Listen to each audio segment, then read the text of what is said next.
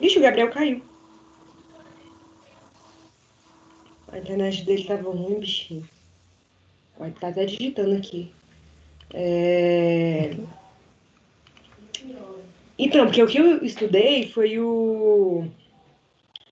os criacionais, né? E pelo que eu entendi, tipo, eles mudam toda a estrutura de diagrama de classes, né? Porque você, ao invés de ter uma classe que vai instanciar seu objeto, você vai ter uma interface para fazer isso. E você vai ter, tipo, meio que uma classe que é literalmente uma fábrica de objetos, em que ela só vai ficar responsável em criar esses objetos. E aí, tipo assim, eu fiquei pensando, cara, eu acho que ia ser legal utilizar ela para os casos dos nossos produtos, categorias e lotes, né? Não sei como ia se aplicar muito bem, mas, tipo, porque é uma parte que, tipo, a gente vai ter, tipo, muitos lotes, muitas categorias, e a gente vai precisar meio que, tipo assim, se a gente for toda vez ficar instanciando, tipo, isso aqui, novo lote, nova categoria, tipo, vai ficar, o desempenho vai ficar ruim. Mas se a gente fizer uma classe específica para fazer essa criação, fica melhor. Só que aí, tipo assim, esse caso eu acho que não se aplica já na nossa hierarquia. Porque a nossa hierarquia, ela não tem, tipo, todos esses tipos de casos, né? Tipo, só são, tipo, tem 3 níveis de hierarquia, né? Mas você não vai ter, tipo, sei lá, eu não sei explicar. Não sei o que eu tô tentando falar, não. Mas, tipo assim, não dá para aplicar um projeto numa coisa um padrão em uma área do nosso projeto e outro padrão em outra área? Será que dá para fazer isso? Eu acho que sim. Na verdade, na verdade é bem a estrutura de classes, né, que é alterada, pelo menos até onde eu mexi. E aí não tem por que aplicar sempre a mesma coisa, até porque muita coisa vai ficar até mais trabalhosa para fazer Sim, se for tentar forçar, né, de alguma forma.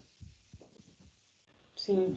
E tipo assim, É eu por acho que isso que é era. muito difícil a gente definir um padrão, ainda mais porque, tipo, em JavaScript, tipo assim, ela já tem meio que um fluxo que você faz as coisas, né? Tipo, como as coisas são criadas e tudo mais. Eu não sei se dá pra, tipo, adaptar pra alguma coisa tão diferente daquilo, entendeu? Sim. Mas não sei. Mas, gente, foi isso, velho. Assim, eu fiquei um pouquinho confusa no meu estudo. Aí você Tipo, acha eu que dá para entendi, aplicar? véi, eu acho que não é a melhor escolha, não. Acho que vai ser muito trabalho Mas, tipo pra... assim, Ó, deixa eu abrir aqui minha tela, vou mostrar pra vocês como é que funciona. Porque senão eu não tem vou um conseguir pedacinho explicar, assim não. que não dá para. Cadê, ó? Um pedaço do projeto utilizar isso em alguma função específica. Calma aí.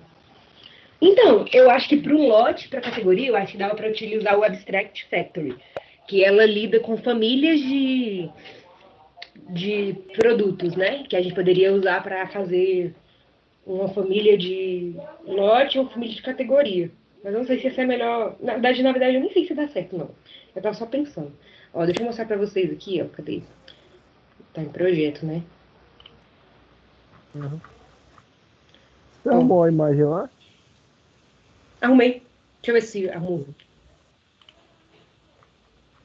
Eu coloquei o link. Ih, não arrumou, não.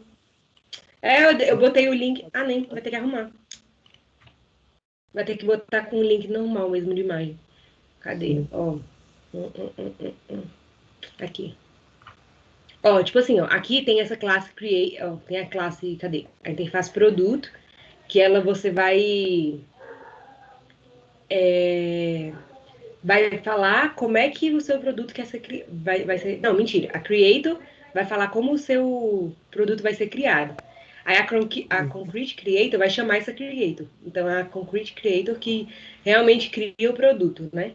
E aí você tem esse produto que ela é tipo meio que o intermédio, né? Onde você vai poder acessar essa Concrete Creator e você vai ter o seu, depois que você cria, né? Cria com a Concrete Creator, você tem o seu produto concreto.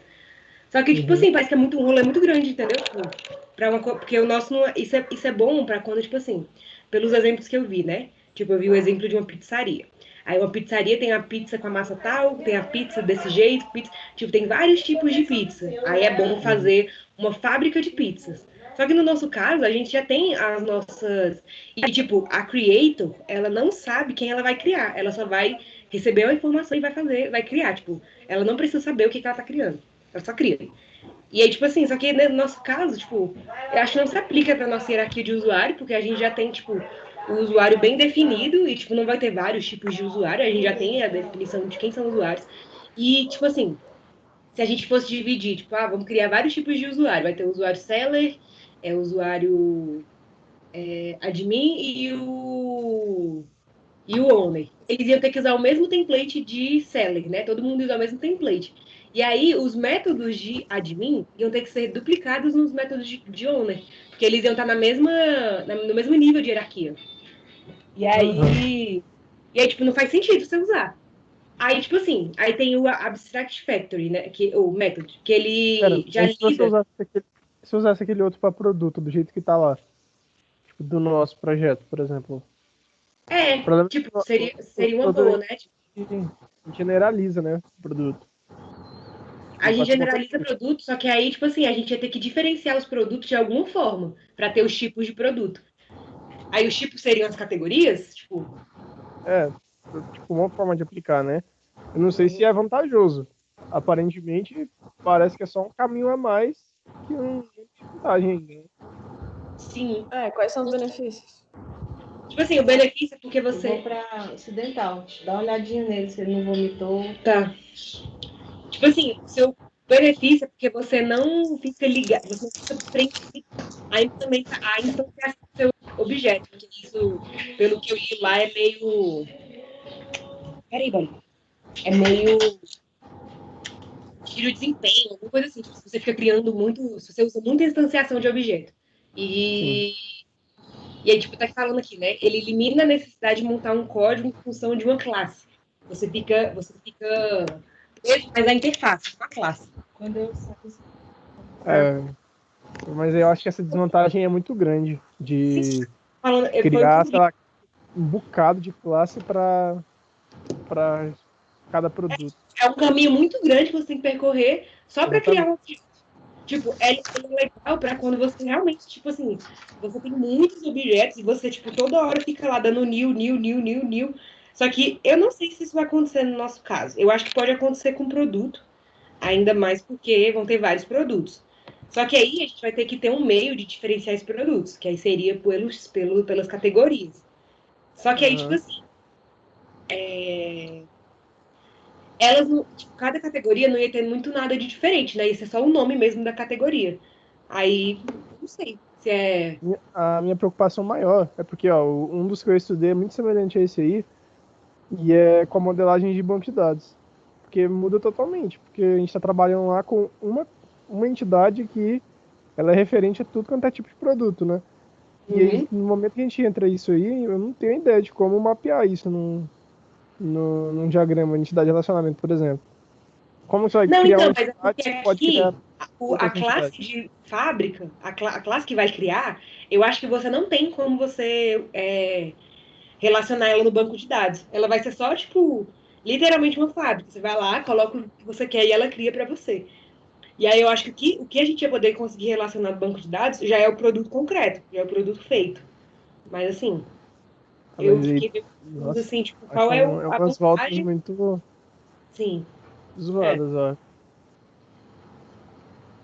Aí, tipo assim, tem o Abstract Method, do que, tipo, você já consegue trabalhar com famílias, né? Ele é bem mais complexo, então, tipo, eu fiquei, velho, não sei se é vantajoso a gente usar, porque, tipo, aí ele já trabalha com famílias, né? Tipo, você vai ter um produto que ele vai gerar vários produtos, e você tem outro produto que vai gerar outros vários produtos, e você consegue, tipo, fazer fábricas para esses produtos distintos, tipo, é porque parece que é um negócio, tipo, muito grande, entendeu? Tipo, e o nosso projeto não tem isso tudo, entendeu? Exatamente. Porque, Exatamente. tipo, Eu assim, tenho um deles lá, eu até escrevi isso também. tipo, é um negócio muito grande. Aí, tipo, aí aqui, nesse aqui, o exemplo que o livro dava era, tipo, se você já tivesse outra franquia de, de pizzaria, tipo, se você tivesse já outra pizzaria serve outro tipo de pizza, que, tipo, faz, tipo, sabe, tipo, totalmente diferente. Aí eu fiquei, vai, eu não sei Uhum. se aplica no nosso caso.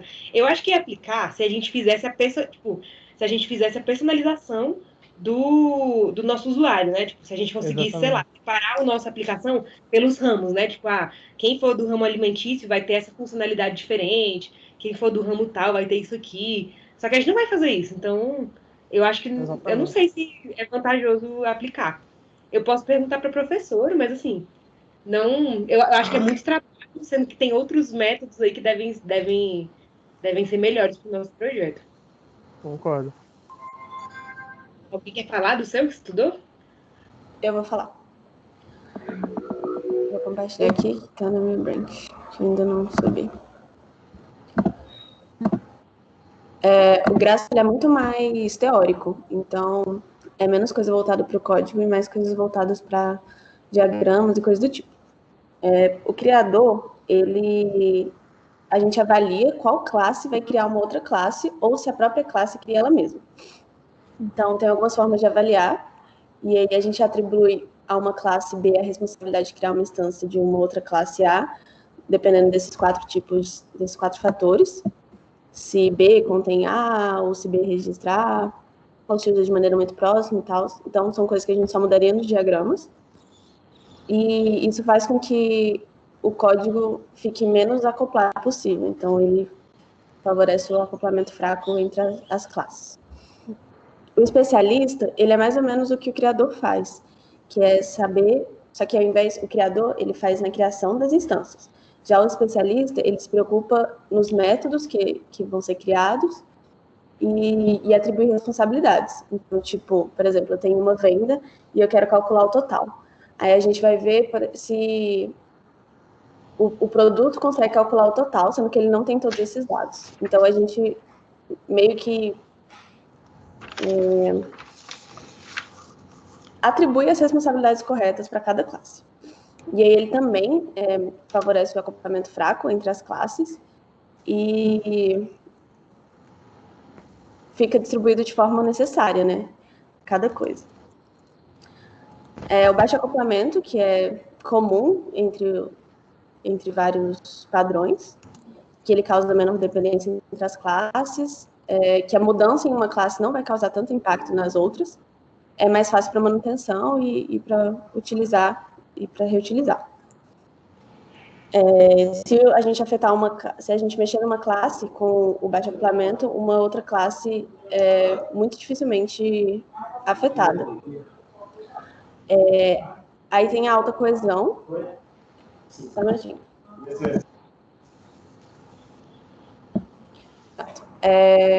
Só que essa bateria vai acabar, não? Não. O cara é metade. A alta coesão é para você dar a responsabilidade das classes de forma correta, que é mais ou menos o que o especialista e o criador fazem. Então, ele faz a gente ser coerente nas responsabilidades das classes. Então, isso aumenta usando essas classes, usando esses padrões. E o controller é o que a gente já conhece, né? Que é o fazer um objeto responsável por receber e lidar com os eventos e não deixar isso na view. O polimorfismo é uma coisa que a gente já usa, por exemplo, para caso de nível de acesso, que é para criar classes ao invés de fazer instruções de if ou switch. Então, são coisas que a gente já usa. Eu não vi nada aqui que a gente não fosse muito complexo de aplicar ou que não coubesse para a gente. A invenção pura, fabricação própria, é uma coisa que é vista muito nos GOFs, que eu estava vendo, que é criar classes artificiais que fazem uma ligação entre as duas classes. Uhum. E aí já vem em direção, né? Que é um objeto intermediário que faz a mediação. Então, se você mexer numa classe, não necessariamente vai mexer na outra, porque tem um objeto que faz essa direção. E aí, isso pode ser usado para quando a gente faz passagem por referência, e várias outras coisas aqui. E os pontos positivos dela é que você não gera... Se tiver algum erro numa classe, isso não é passado para as outras classes. As variações protegidas faz com que para a gente diminuir as variações da estabilidade dos elementos. Então, esse aqui foi o que eu estudei por último, então ainda estou entendendo muito bem como funciona. Só que Deixa eu ver. Diminuir variações de estabilidade dos elementos tem impacto indesejados de outros elementos. Então, tipo, a gente vai meio que dar às classes o que elas realmente precisam ter para que não influencie nas outras caso ocorra alguma instabilidade ou algum erro. Então, é tipo atribuir mais responsabilidades para criar essas classes. Então, é basicamente, tipo, como a gente vai separar o projeto nas classes e como essas classes vão fazer sentido e como elas vão ter menos acoplamento para a gente não ter problema de manutenção ou erro e afetar várias classes e favorecendo acoplamento baixo. Todos os padrões se resumem mais ou menos nisso. Uhum. Ok. Só na... Compartilhe de novo, Mikael. Sou eu que tô compartilhando. Não, tudo faz. É pra... É só porque pra tá na minha branch, não tá na master. Ah, tá. Então, ok. Eu vi que tem uns 2 ou 3 aí que dá pra gente aplicar, né? No nosso. Sim. Esse, por exemplo, controller aí realmente a gente já usa. Faz muito sentido. O Não tinha parado pra polimorfismo, pensar que pode ser que era um padrão do projeto. o polimorfismo também a gente já usa. Só que a gente vai ter que avaliar em outras classes se é necessário. Pois é, eu não lembro como ficou definido no diagrama de classe, se ia ficar só um atributo escrito a hierarquia do usuário ou se ia ser classes mesmo. Vai ser uma classe abstrata, né? O owner. Então. Porque tem os métodos lá, né? Perfeito. O polimorfismo vai entrar certinho. Sim. Eu mais em cima, se tinha mais algum. Alta coesão e baixo acoplamento é basicamente uma consequência dos padrões que a gente vai aplicar.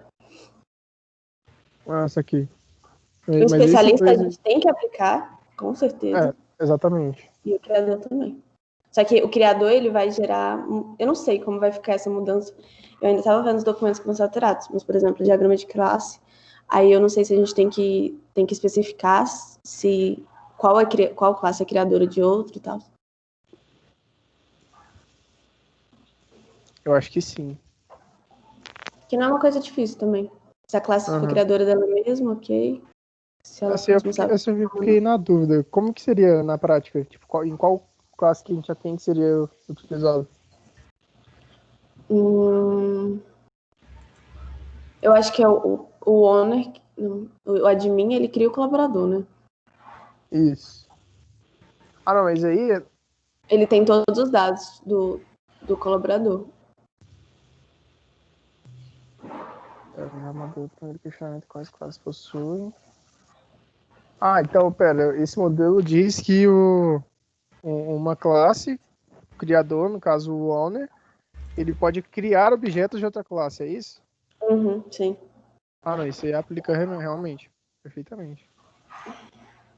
Pois é. E especialista é porque a questão de herdar, tipo, alguns atributos, quer dizer, todos os atributos e ter métodos específicos, não é isso? Sim. Nossa, exatamente isso que a gente quer, né?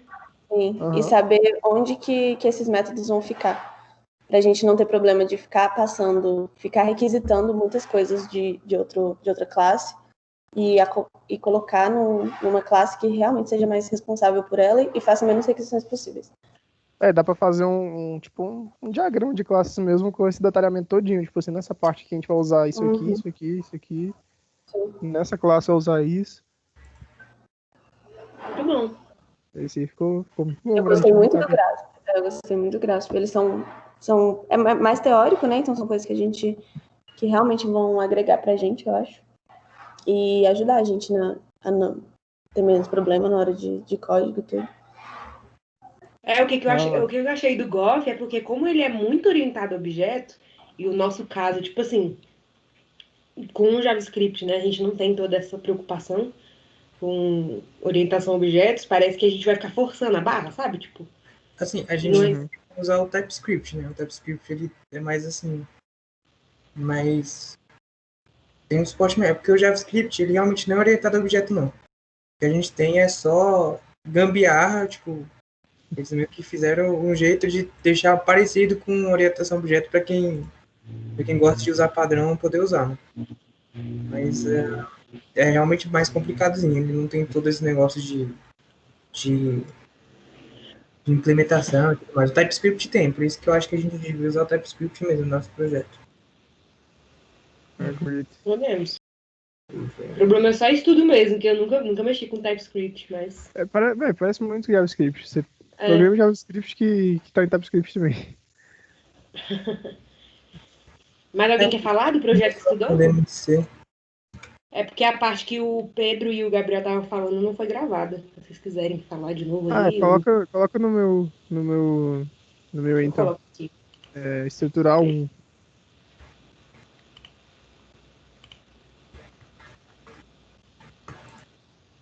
Adapter. Aí, olha, uma imagem. Esse é o que a gente estava mencionando, que era ter uma classe que é simplesmente alimentada, ela precisa ser alimentada com informações ou com alguma coisa que vem de outra. Só que essa outra que alimenta, ela pode ser qualquer uma. Tipo assim, qualquer uma que desempenha aquela tarefa, mas ela nem sempre vai ser a mesma. Nos exemplos que a professora dá lá, por exemplo, o Media Player, ele pode utilizar um Media Player X, que funciona muito bem, só que em determinado momento ele quer atualizar para o Media Player Y, porque a qualidade de áudio é melhor, porque disponibiliza mais bibliotecas e não sei o quê. E aí, como fazer isso? Na prática, se a gente não utiliza o adapter, a gente tem que fazer essa modificação toda em quem vai receber, né?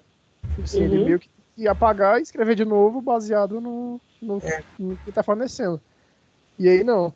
Com esse adaptador, a gente vai fazer o seguinte, a gente vai modificar somente o adaptador para que o que venha do que está enviando informações seja filtrado e capacitado para chegar no alvo que não sofre alteração alguma.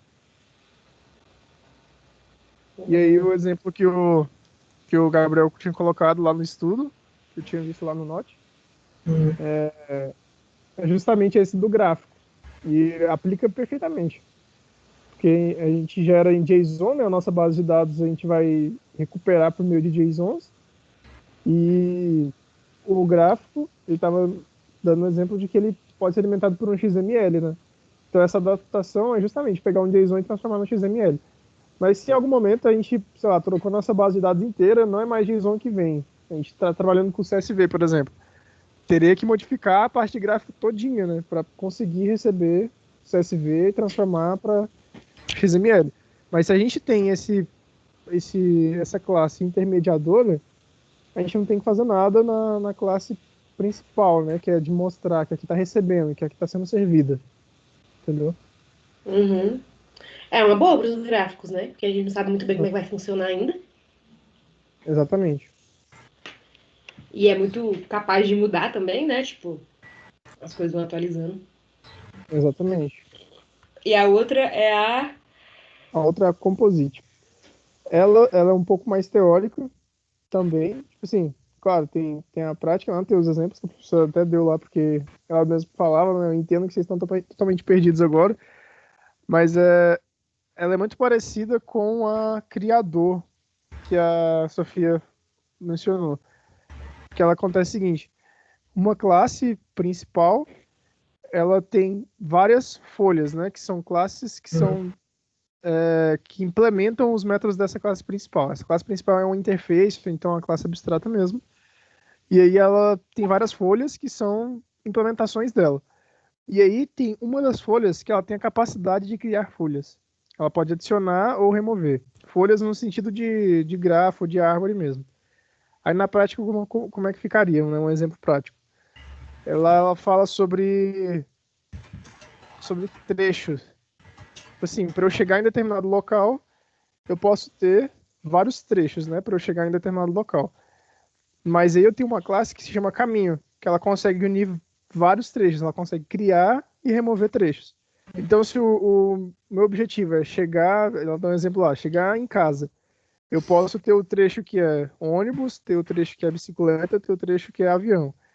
E aí eu tenho uma classe caminho, que ela tem o poder de criar mais trechos. Eu vou lá e adiciono um trecho, sei lá, barco, adiciono um trecho navio, ou então removo, eu quero remover o trecho bicicleta, por exemplo. E aí, então, a gente tem essa interdependência, né? Tipo assim, uma classe que gerencia as outras e elas estão no mesmo nível. Nesse nível de abstração, elas estão no mesmo nível. Só que ela tem esse poderzinho a mais de criar e remover outras classes que estão no mesmo nível. Tipo assim, eu entendi como é que funciona, mas no nosso projeto não parece muito viável ser aplicado, né? Eu não consegui encontrar onde aplicar.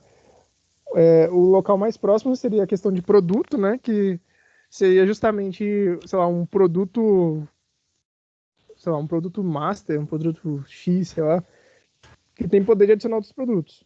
Mas aí fica muito viajado, né? Parece que foge bastante do objetivo do trabalho, do projeto, né?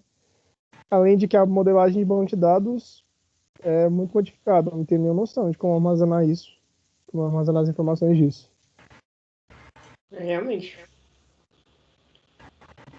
Parece estar forçando a barra, né? Exatamente.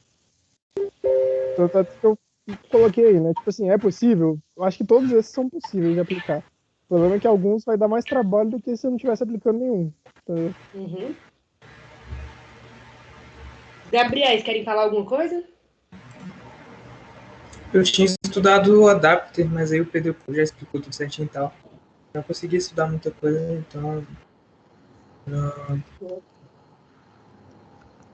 E o Alves? O Alves vai conseguir falar, será? Porque tá com a internet ruim? Eu espero que sim, vocês estão conseguindo me ouvir? Sim, Aham. sim. Ah, beleza, então. Vou compartilhar aqui, porque tá ainda no meu aqui, tá bom? Tá.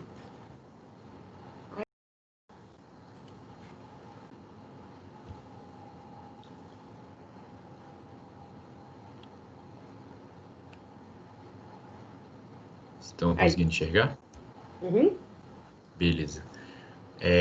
O meu é o golfe comportamental, né? Então, como o nome diz, ele está muito atrelado aos comportamentos que as classes, que os objetos, eles irão influenciar uns nos outros, né? E os principais que a professora passou foi o Golf Strategy e o Template Method. Tem outro os demais que ela passou, o que eu achei mais interessante que a gente pode aplicar é o de State. Aí vou explicar mais ou menos rapidinho como é que é cada um. O Strategy, eu acho que a gente consegue aplicar ele funciona da seguinte maneira: a gente tem um contexto, digamos assim, é um e-commerce, né? É um e-commerce, o cliente ele vai lá, ele vai comprar, ele vai adicionar no carrinho, ele vai fazer todo um processo de compra, e esse contexto ele se relaciona com essa strategy. É uma estratégia de como você vai concretizar aquilo. Aqui, por exemplo, a gente tem as formas de pagamento. Então, em tempo de execução, você ainda não sabe como que aquele seu cliente ele vai escolher a forma de pagamento. Vai ser no débito, vai ser no crédito, vai ser no boleto, vai ser PayPal. E aí que entra as estratégias. Você, com uma interface ou com uma classe abstrata, você relaciona esse contexto com a sua estratégia, ou seja, nesse caso é uma estratégia de pagamento, e aí nas filhas isso você consegue ir cascateando também para outras classes abstratas abaixo, mas isso tem um impacto na performance, aí tem que avaliar direitinho isso aí. E com isso aqui você consegue concretizar as formas, né? Então aqui você seta métodos abstratos e você tem aqui agora a implementação em si, né, dos métodos. Então vai pagar pelo cartão de crédito, vai pagar pelo boleto bancário. E é mais ou menos a ideia da strategy. É relacionado a você diversificar os comportamentos da questão em si, né? No caso que é o pagamento. Uhum. O template método, ele na verdade é um pouco parecido, só que ele tem uma diferença. Aqui ele obriga a você fazer um passo a passo. Então, por exemplo, na fabricação de um carro. Para você fabricar um carro, você sempre segue os mesmos passo a passo, o mesmo processo de fabricação. Então, eu dei o exemplo aqui, fabricar chassi, pintar carroceria, montar motor.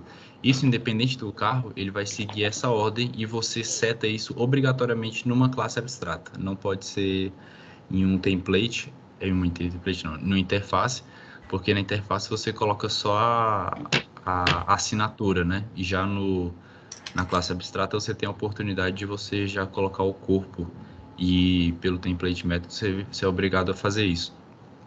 Dessa forma, quando eu for implementar para cada um, por exemplo, para o Fusca ele vai ter o mesmo passo a passo da Ferrari, mas cada um vai ter a sua forma, né? Então é importante no processo. No nosso projeto, eu não enxergo nenhuma situação que a gente consiga fazer isso aqui, porque não tem muito, sei lá, um processo assim religioso, passo a passo que outros serão usados. Não sei se vocês conseguem enxergar alguma coisa. Nenhum dos dois você consegue perceber? Não, aqui até consigo, mas aqui no template método não, porque aqui é muito relacionado a processo, né? Você tem um processo que ele é replicado em outras camadas. Não parece mesmo, não. Porque a gente não tem O que dá a impressão é que a maioria desses seriam aplicados se a gente decidisse especificar, né, o tipo de produto. Sim. Então, pelo menos a gente está seguindo uma linha que todos os diagramas estão concordando. Diagramas não, todos os estudos estão concordando que não, né? Seria problema se um aplicasse e outro não. A gente meio que estaria perdido, né, no trabalho. Sim. Já. E aí, pois é, aí esse aqui é o template método e o que eu acho que a gente pode aplicar é o state. O state, ele é parecido com o strategy, ele está relacionado a um contexto. Então, por exemplo, aplicado a gente, você tem a entrada e saída dos produtos, né, do nosso estoque. Então, chega produto, sai produto, e esse é mais ou menos o que representa o nosso contexto. Esse contexto, ele vai, por exemplo, setar estados do nosso estoque, né? Então, você pode ter N estados, aqui, por exemplo, tipo assim, máximo, né? O estado está cheio, está ficando cheio, está à metade, está ficando vazio, crítico, vazio e o vazio em si, né? Então, o state é mais ou menos nesse sentido. Ele marca o estado de um contexto. E aí Mas sim eu acho que é aplicável. Eu não saquei esse Go Next aí. Seria o próximo estado. Que aí você chamaria um próximo estado. Tipo assim, é porque aqui foi só exemplo, né? Mas talvez o próximo estado de cheio seria ele ficar menos cheio. Ou vazio ele ficar... que é um método, né? Eu esqueci o parênteses aqui. Sim, eu acho que isso aí aplica muito bem, né? Aquele de estoque mesmo, até nesse conceito de cheio e vazio. Eu só fiquei na dúvida como funciona, como é na prática. Tipo, seria uma classe chamada estado e ela é, sei lá, baseada na quantidade de produtos que tem. E aí o estado dela, então, vai variando nisso, é isso? Essa é uma classe abstrata, né? E aí você tem vários, a gente pode setar, né? Vários tipos de estado. E a complexidade aqui é porque, na verdade, você está compondo não com uma classe específica, né? Mas com um contexto. Então você tem que ter, eu esqueci, tipo observadores, você tem que ter um negócio aqui capaz de você enxergar esse estado. Oi? Um watch? Listening, sei lá qual que é o nome. Isso. É tipo um listening mesmo. Que aí capaz de enxergar, tipo assim, o produto tal chegou em tanto, então ele tem que acionar a classe state para ela ser setado se está cheio, se está vazio, se está acabando, estado crítico. Tem um problema, a gente não tem um estado cheio, né? A gente tem um estado não vazio. Isso a gente pode discutir, né? Assim, dá para aplicar, mas talvez seja mais trabalho do que já utilizar do jeito que tá. Sim, porque a ideia é de que você pode implementar N, né? N estados. Então você pode ter o vazio, Exatamente. não vazio,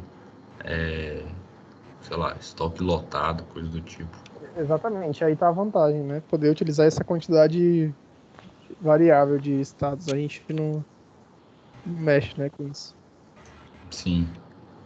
E ponto negativo eu não encontrei. Talvez a complexidade de você relacionar com o contexto, mas assim, de desempenho, alguma coisa assim, só se você, sei lá, igual na strategy, se você ficar loucão e sair implementando um monte de classes abstratas ainda aqui, aí você tem que percorrer cada uma delas, tipo uma árvore, para chegar na implementação, aí isso acaba interferindo no desempenho, mas assim, se não, eu acho que é bem aplicável. Exatamente, verdade. É. Gente, então acho que a gente conseguiu ver alguns que a gente pode aplicar, né? Aí eu acho que a gente poderia estudar um pouquinho mais, ver pra, tipo, pelo que eu vi, né? Existem alguns padrões que a gente pode aplicar para gráfico. Um padrão que a gente pode aplicar, os da Sofia, a gente pode aplicar para o usuário. Eu não sei se o meu dá para aplicar para tipo de produto. Eu posso dar uma estudada também. E o do Gabriel para estoque, né? Uhum. Sim. Mas foi faltando mais algum? Que a gente falou assim, tipo, nossa, legal esse aqui. Acho que não. Ai, eu não sei, gente, o que vocês querem fazer pra semana que vem. Porque eu não sei se a gente tem que aplicar esses métodos, esses padrões, que a professora super ensinou lá, tipo. Eu não sei se a gente tem que aplicar. Eu acho que eu não sei também como é que ela quer estruturar essa próxima entrega dela, né? Eu acho que a gente Então, poderia perguntar pra ela, né? Tipo, a gente pode falar, olha, professora, a gente pegou esse eixo para fazer um eixo de estudos, né? Ver quais os padrões se aplicariam melhor ao nosso projeto. Queria que sei lá, que ela desse a opinião dela, né? A gente poderia explicar Acho que a cada gente, um. acho que a gente poderia chegar aí no final do estudo e falar, ó, de acordo com o que foi estudado aqui, a gente modificou tal coisa aqui nesse diagrama, por exemplo, porque o projeto passou a utilizar isso aqui. Por exemplo, esse do adapter mesmo. Foi feita a modificação na classe gráfico, lá no diagrama de classes, e aí, tipo, mostrar que teve uma evolução lá, sacou? Uhum. Acho que era bom fazer isso. É, pra ela ver, né? Deixa eu Mas então a só. gente deixa em aberto ainda, porque talvez já desse para fechar nesses que a gente viu que se aplicaria nesse. A gente, basicamente a gente cobriu quase todas as classes, né? Com esses. É. Então, eu não consegui estudar os demais de criacional. E tinha uns lá que pareciam ser interessantes, tipo. Acho que é como que é? Tipo singular, sabe? É singleton, o nome do negócio assim. Que, tipo, eu acho que poderia se aplicar para nossa. Para produto, né? Porque a gente tá criando só um produto, tipo. A gente não tá diferenciando. Sei lá. Eu pensei em produto, não sei por que não. Ah, só que eu não estudei, então não posso falar muita coisa, não. Quer dizer, não posso falar nada. E. E aí. Eu não sei se a gente ainda deixa essa semana para mais, tipo, tentar aplicar as coisas que a gente falou de alguma forma, com as tecnologias que a gente vai utilizar, para a gente ver a viabilidade disso, né?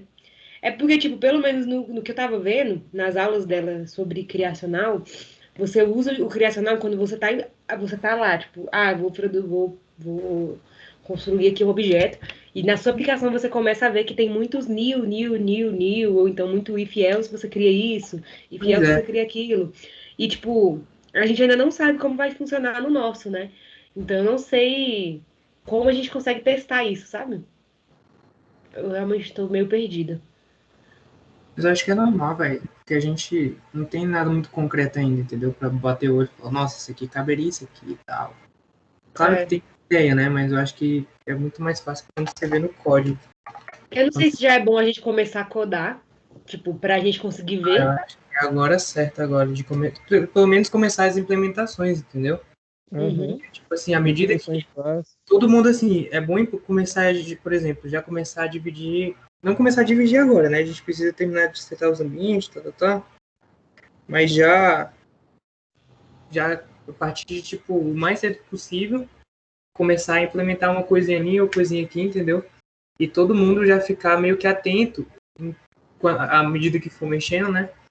O que cada padrão de projeto pode oferecer. Tipo, nossa, isso aqui realmente cabe isso aqui. Aí vai, implementa e tal. E documenta, porque eu acho que vai ser importante, né? Por exemplo, imagina se a gente tem lá no nosso repositório, nessa parte aí de padrão de projeto, o padrão e tal, bonitinho, e é o trecho de código, a parte do código que a gente usou, entendeu? Nossa, o professor ia ficar muito feliz de ver isso aí, velho. Então, mas, velho, realmente, eu também, olhando assim por cima, eu acho muito complicado saber onde, em que lugar certinho vai caber. Exatamente. Você tem que ter um conhecimento muito bom, velho, em tudo. Pra bater o olho e falar, nossa, aqui cabe isso aqui, acabou. Ou então tá, tipo, quebrando a cabeça muito com velho. planejamento, e aí fala, nossa, olha, lembrei disso aqui, ó, que a gente estudou lá. Aí Não é aplica. Não é tipo, não, vou pegar aqui um padrão de projeto, tipo Abstract Factory aqui, e me fechar e falar, nossa, agora eu vou ter que fazer isso aqui tentando fazer uma Abstract Factory, entendeu? E aí vai tentar fazer uma coisa que não cabe. Um negócio assim, eu acho legal também. Até porque perde Ficar o passando rumo, né? não sei, é realmente complicado, gente. Vamos. Se o objetivo era ajudar, né, no projeto, fazer atrapalhar, eu acho. Tentar forçar uma coisa dessa. Sim, Eu não e foi isso que ela falou, né? Pra gente não fazer isso. Não forçar a barra. Pois é. Gente, eu vou compartilhar minha tela aqui, que aí a gente já faz o. Eu vou parar de gravar, calma aí. Nossa, eu vou estudar muito esses negócios.